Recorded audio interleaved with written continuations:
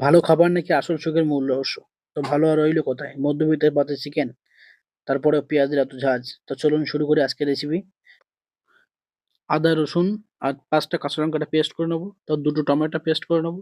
তারপরে চিকেনটা ভালো করে ধুয়ে নিয়ে তার মধ্যে হলুদ, লবণ, ২ টো মসলা তৈরি করা ওটা দিয়ে দেবো, কাশ্মীরি লঙ্কা দেবো, দিয়ে এটা ম্যারিনেট করে কিছুক্ষণ ধরে রেখে দেবো।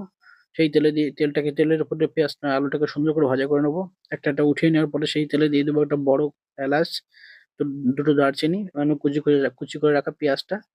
তার মধ্যে দিয়ে দেবো একটু ক্যাপসিকাম, একটু বাটার, দিয়ে মাংসটা দিয়ে দেবো, ম্যারিনেট করা মাংসটা। তারপর এটা কষিয়ে নিয়ে এটা কষাবো। কষিয়ে নিয়ে যখন মাংস থেকে তেলটা ছাড়বে তখন দিয়ে দেবো ভাজা করা আলুটা।